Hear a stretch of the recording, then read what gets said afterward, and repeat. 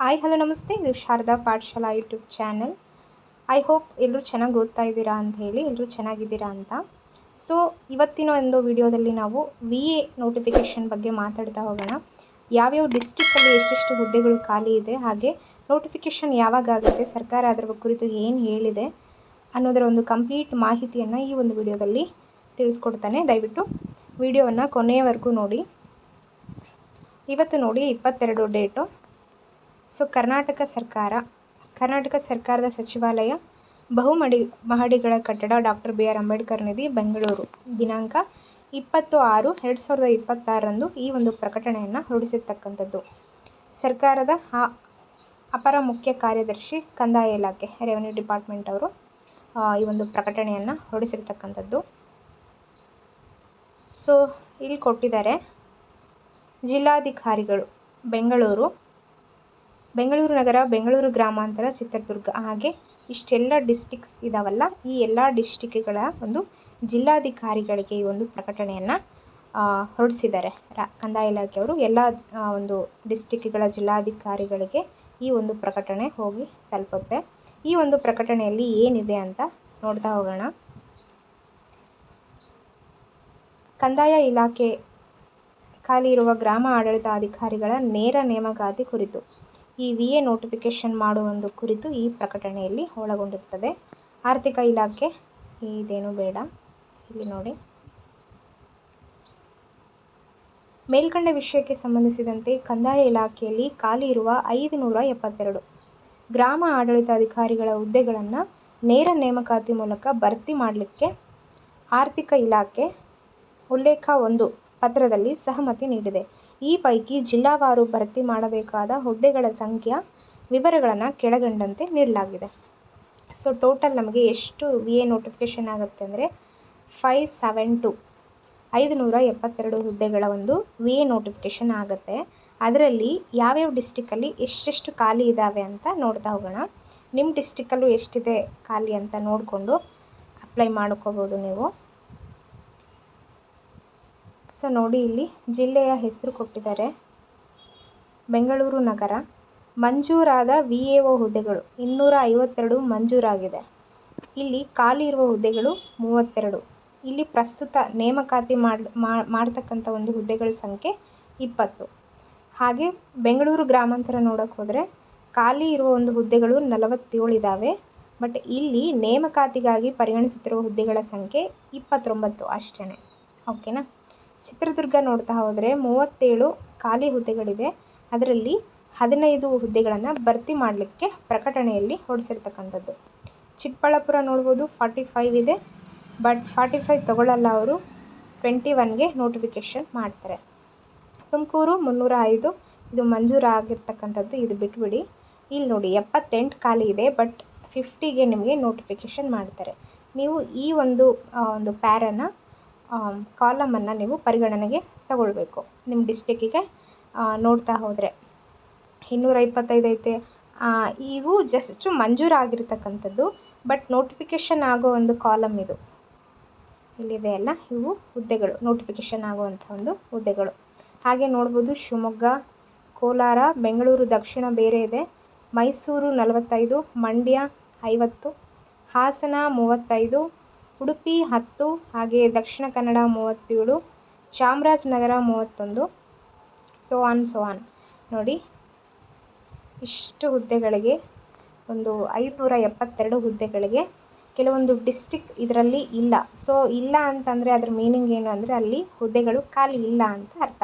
ಹಾಗಾಗಿ ಯಾವ್ಯಾವ ಒಂದು ಡಿಸ್ಟಿಕ್ ಕೊಟ್ಟಿದ್ದಾರೆ ಅಷ್ಟಕ್ಕೆ ಮಾತ್ರ ನೋಟಿಫಿಕೇಷನ್ ಮಾಡ್ತಕ್ಕಂಥದ್ದು. ಇಲ್ಲಿ ಬೆಂಗಳೂರು ಇಲ್ಲ, ಬಳ್ಳಾರಿ ಇಲ್ಲ, ವಿಜಯನಗರ ಇಲ್ಲ, ಇನ್ನು ಕೆಲವೊಂದು ಡಿಸ್ಟಿಕ್ ಕೊಟ್ಟಿಲ್ಲ, ಯಾಕಂದರೆ ಅಲ್ಲಿ ಹುದ್ದೆಗಳು ಖಾಲಿ ಇಲ್ಲ. ಹಾಗಾಗಿ ಸೊ ನೀವು ಯಾವುದರಲ್ಲಿ ಹಾಕ್ತೀರಾ ಒಂದು ಕನ್ಸಿಡರ್ ಮಾಡಿಕೊಂಡು ಲಾಸ್ಟ್ ಇಯರ್ ಈ ಕಟ್ ಆಫ್ ಎಷ್ಟಿದೆ ಅದನ್ನೆಲ್ಲ ತಿಳ್ಕೊಂಡು ನೀವು ಅಪ್ಲೈ ಮಾಡಿ. ಸುಮ್ಮನೆ ಜಾಸ್ತಿ ಹುದ್ದೆಗಳು ಇದ್ದಾವೆ ಖಾಲಿ ಇದ್ದಾವೆ ಅಂತ ನೋಡ್ಕೊಂಡು ಹಾಕಬೇಡಿ. ಕಟ್ ಆಫನ್ನು ಕನ್ಸಿಡರ್ ಮಾಡಿಕೊಂಡು ಎಷ್ಟು ಕಟ್ ಆಫ್ ಕಮ್ಮಿ ಇದೆನಾ ಜಾಸ್ತಿ ಇದೆನಾ, ನಿಮ್ಮ ಕೆಪಾಸಿಟಿ ಎಷ್ಟು ಅದನ್ನೆಲ್ಲ ನೋಡಿಕೊಂಡು ಅಪ್ಲೈ ಮಾಡ್ಕೊಳ್ಳಿ. ಬೆಟರ್ ನೀವು ಯಾವ ಒಂದು ಡಿಸ್ಟಿಕ್ ಆಗಿರ್ತೀರಲ್ಲ ಅದೇ ಡಿಸ್ಟಿಕ್ಕಿಗೆ ಹಾಕೋದು. ಯಾಕೆ ಅಂದರೆ ಕೆಲವೊಬ್ಬರು ಬೇರೆ ಬೇರೆ ಕಡೆ ಹೋಗೋಕ್ಕೆ ಬಯಸ್ತಾರೆ. ಈಗ ಬೆಂಗಳೂರು ಕಡೆ ಹೋಗ್ತಾರೆ ಭಾಳಷ್ಟು ಜನ, ತುಮಕೂರಿಗೆ ಹಾಕ್ತಾರೆ. ಅಥವಾ ಪೋಸ್ಟ್ ಎಲ್ಲಿ ಜಾಸ್ತಿ ಇದ್ದಾವೆ ಅಲ್ಲಿ ಹಾಕ್ತಾರೆ. ಇನ್ನೊಂದು ಏನಂದರೆ ನಮ್ಮ ಡಿಸ್ಟಿಕ್ಕಿಗೆ ಕಮ್ಮಿ ಇದೆ. ಈಗ ನೋಡಿ ಇಲ್ಲಿ ರಾಯಚೂರು ಇದೆ, ರಾಯಚೂರಿಗೆ 5 ಕೊಟ್ಟಿದ್ದಾರೆ. ಸೊ ಇಲ್ಲಿ ರಾಯಚೂರಿಗೆ ನಮಗೆ 5 ಇದೆ. ಸೊ 5 ಇದೆ, 5ಗೆ ತುಂಬ ಜನ ಕಾಂಪಿಟೇಷನ್ ಕೊಡ್ತಾರೆ, ನಾವು ಎಲ್ಲಿ ಸೆಲೆಕ್ಟ್ ಆಗ್ತೀವಿ ಅಂದ್ಕೊಂಡು ಬೇರೆ ಡಿಸ್ಟಿಕ್ಕಿಗೆಲ್ಲ ಹಾಕೋರು ಇರ್ತಾರೆ. ಆ ರೀತಿ ಎಲ್ಲ ಮಾಡಬೇಡಿ. ನಿಮಗೆ 2 ಪೋಸ್ಟ್ ಅಥವಾ 3 ಪೋಸ್ಟ್ ಅಥವಾ 1 ಪೋಸ್ಟ್ ಇದ್ದರೂ ಸಹ ನಿಮ್ಮ ಡಿಸ್ಟಿಕ್ಕಿಗೆ ಹಾಕ್ಕೊಳ್ಳೋದು ತುಂಬ ಒಳ್ಳೆಯದು. ಸೊ ಇನ್ನೊಂದು ಏನಂದರೆ ರೋಸ್ಟರ್ ಬಿಡ್ತಾರೆ ಅವ್ರ ನೋಟಿಫಿಕೇಷನ್ ಆಮೇಲೆ ಅದರಲ್ಲಿ ನಿಮಗೆ ಕ್ಯಾಟಗರಿ ವೈಸ್ ಬಿಟ್ಟಿರ್ತಾರೆ. ರಾಯಚೂರಲ್ಲಿ ಯಾವ ಕ್ಯಾಟಗರಿಗೆ ಎಷ್ಟು ಪೋಸ್ಟು ಅಂತ. ಸೊ ಎಲ್ಲ ಡಿಸ್ಟಿಕ್ದು ಆ ರೀತಿ ಬಿಟ್ಟಿರ್ತಾರೆ. ಅದನ್ನು ನೋಡಿಕೊಂಡು ನೀವು ಅಪ್ಲೈ ಮಾಡಬೇಕಾಗುತ್ತೆ. ಸುಮ್ಮನೆ ಟೋಟಲ್ ಪೋಸ್ಟ್ ನೋಡಿ ಹಾಕೋದಲ್ಲ. ಸಮ್ಟೈಮ್ಸ್ ಏನಾಗುತ್ತೆ ಅಂದರೆ ಕ್ಯಾಟಗರಿಗೆ ಇರೋದಿಲ್ಲ, ಹಾಗಾಗಿ ರೋಸ್ಟರ್ ಬಿಡ್ತಾರೆ. ಸೊ ರೋಸ್ಟರ್ ಬಿಟ್ಟ ಮೇಲೆ ಅದರದ ಮೇಲೆ ನಾನು ವಿಡಿಯೋ ಮಾಡ್ತೀನಿ. ಸೊ ಜಸ್ಟ್ ಈಗ ಯಾವ್ಯಾವ ಡಿಸ್ಟಿಕ್ಕಲ್ಲಿ ಎಷ್ಟು ಹುದ್ದೆಗಳು ಖಾಲಿ ಇದ್ದಾವೆ ಅಷ್ಟು ಮಾತ್ರ ನೋಡೋಣ. ಈಗ ನೆಕ್ಸ್ಟ್ ನೋಡಿ, ನೇರ ನೇಮಕಾತಿ ಕೋಟಾದಡಿ ಖಾಲಿ ಇರುವ ಹುದ್ದೆಗಳನ್ನು ಭರ್ತಿ ಮಾಡುವ ಸಂಬಂಧ ಅನುಸರಿಸಬೇಕಾದ ಪರಿಷ್ಕೃತ ರೋಸ್ಟರ್ ಮೀಸಲಾತಿಯ ವಿವರಗಳನ್ನು ಉಲ್ಲೇಖ 2 ಮತ್ತು ಸರ್ಕಾರದ ಆದೇಶಗಳಲ್ಲಿ ಮರು ನಿಗದಿಪಡಿಸಲಾಗಿದೆ. ಆದ್ದರಿಂದ ಈ ಎಲ್ಲ ಅಂಶಗಳನ್ನು ಪರಿಗಣಿಸಿ ಮೇಲಿನ ಪಟ್ಟಿಯಲ್ಲಿ ಆಯಾ ಜಿಲ್ಲೆಗಳಿಗೆ ಪ್ರಸ್ತುತ ಭರ್ತಿ ಮಾಡಲು ಮಾಹಿತಿಯನ್ನು ನಿಗದಿತ ನಮೂನೆ 6ರಲ್ಲಿ ಭರ್ತಿ ಮಾಡಿ ಪ್ರಸ್ತಾವನೆಯನ್ನು ಹಿಂದೆ ಸರ್ಕಾರಕ್ಕೆ ಸಲ್ಲಿಸುವಂತೆ ನಮ್ಮನ್ನು ಕೋರಲು ನಿರ್ದೇಶಿತನಾಗಿದ್ದೇನೆ. ಸೊ ಆ ರೋಸ್ಟರ್ ಬಿಟ್ಟ ಮೇಲೆ ನಾನು ನಿಮಗೆ ರೋಸ್ಟರ್ ಯಾವ ಥರ ಎಲ್ಲಿ ಕ್ಯಾಟಗರಿ ವೈಸ್ ಅಪ್ಲೈ ಮಾಡಿದ್ದಾರೆ, ನೀವು ಯಾವ ರೀತಿ ನೋಡ್ಕೋಬೇಕು ನಿಮ್ಮ ಕ್ಯಾಟಗರಿ ಎಲ್ಲವನ್ನು ಪೂರ್ತಿಯಾಗಿ ತಿಳಿಸ್ಕೊಡ್ತೀನಿ. ಸೊ ಇಷ್ಟು ಈ ಒಂದು ನೇಮಕಾತಿ ಕುರಿತು ಆಗಿರುತ್ತೆ. ಯಾವ್ಯಾವ ಡಿಸ್ಟಿಕಲ್ಲಿ ಎಷ್ಟೆಷ್ಟು ಪೋಸ್ಟ್ ಖಾಲಿ ಇದ್ದಾವೆ ಅಂತ. ನೇಮಕಾತಿ ಯಾವಾಗ ಆಗ್ಬೋದು, ನೋಟಿಫಿಕೇಷನ್ ಯಾವಾಗ ಆಗ್ಬೋದು ಅಂತ ಹೇಳಿದ್ರೆ, ನಿಮಗೆ ಇದು 20th ಬಂದಿದೆ, ಹೌದಾ? ಸೊ 20th ಅಂತಂದರೆ ಜೂನ್ 30 ಒಳಗಡೆ ನಿಮಗೆ ನೋಟಿಫಿಕೇಷನ್ ಆಗುತ್ತೆ. ಹಾಗೆ ಸೆಪ್ಟೆಂಬರಲ್ಲಿ ನಿಮಗೆ ಎಕ್ಸಾಮ್ ಇರುವಂಥ ಚಾನ್ಸಸ್ ತುಂಬ ಇದೆ. ಸೆಪ್ಟೆಂಬರ್ ಅಥವಾ ಅಕ್ಟೋಬರ್ ಅಂದರೆ ತುಂಬ ಜಾಸ್ತಿನೇ ಆಯಿತು. ಇದು ಕೆಇದವ್ರು ನಡೆಸ್ತಾ ಇರೋದ್ರಿಂದ ನಿಮಗೆ ಸೆಪ್ಟೆಂಬರಲ್ಲೇ ಕಂಡಕ್ಟ್ ಮಾಡ್ತಾರೆ ಎಕ್ಸಾಮನ್ನು. ಯಾಕಂದರೆ ಅವರು ಭಾಳಷ್ಟು ಟೈಮ್ ಕೊಡೋದಿಲ್ಲ. 1 ಮಂತ್ 1.5 ಮಂತ್ ಅಂದರೆ ಹೆಚ್ಚಾಯಿತು. ಸೊ ನೀವೆಲ್ಲ ಈಗಿಂದನೇ ಪ್ರಿಪೇರ್ ಆಗಿ, ಯಾರ್ಯಾರು VA ಆಕಾಂಕ್ಷಿಗಳಿದ್ದೀರಾ, ಸೊ ನೀವೆಲ್ಲ ಪ್ರಿಪೇರ್ ಆಗಿ. ಹಾಗೆ ಇನ್ನೊಂದೇನು ಅಂತಂದರೆ, ಸುಮ್ಮನೆ ಓದ್ತೀವಿ ಅಂತ ಓದೋದು ಅಲ್ಲ, ಸಿಲೆಬಸ್ ಕಾಪಿನ ಮುಂದೆ ಇಟ್ಕೊಂಡು ನೀವು ಅಲ್ಲಿ ಯಾವ್ಯಾವ ಒಂದು ಚಾಪ್ಟರ್ ವೈಸು ಅವರೇನು ಅಂಶಗಳು ಕೊಟ್ಟಿದ್ದಾರೆ ಸಿಲೆಬಸ್ಸಲ್ಲಿ ಅವೆಲ್ಲ ಕವರ್ ಮಾಡುವಂತಹ ಒಂದು ನಿಟ್ಟಿನಲ್ಲಿ ನೀವು ಓದಬೇಕಾಗುತ್ತೆ. ಸೊ ಯಾವ ರೀತಿ ಓದಬೇಕು ಏನು ಅಂಥೇಳಿ ನಾನು ಲಾಸ್ಟ್ ಒಂದು VAO ಅಂತ ಒಂದು ವಿಡಿಯೋ ಮಾಡಿದ್ದೀನಿ. ಆ ವಿಡಿಯೋ ಲಿಂಕನ್ನು ಕಮೆಂಟ್ ಸೆಕ್ಷನಲ್ಲಿ ಹಾಕಿರ್ತೀನಿ. ಸೊ ದಯವಿಟ್ಟು ಎಲ್ಲರೂ ಆ ವಿಡಿಯೋವನ್ನು ನೋಡಿ. ಈಗಾಗಲೇ ನೋಡಿದರೆ ಪರವಾಗಿಲ್ಲ, ಇನ್ನೊಂದು ಸತಿ ನೋಡಿ.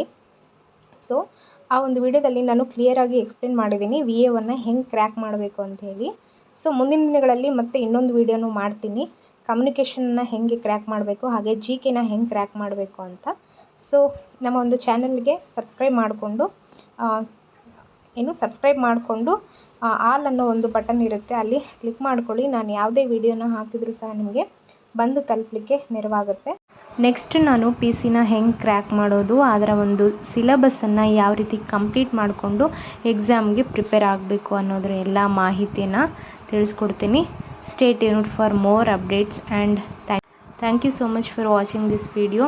Stay safe, stay healthy. Next ವಿಡಿಯೋದಲ್ಲಿ ಮತ್ತೆ ಸಿಗೋಣ. ಬಾಯ್.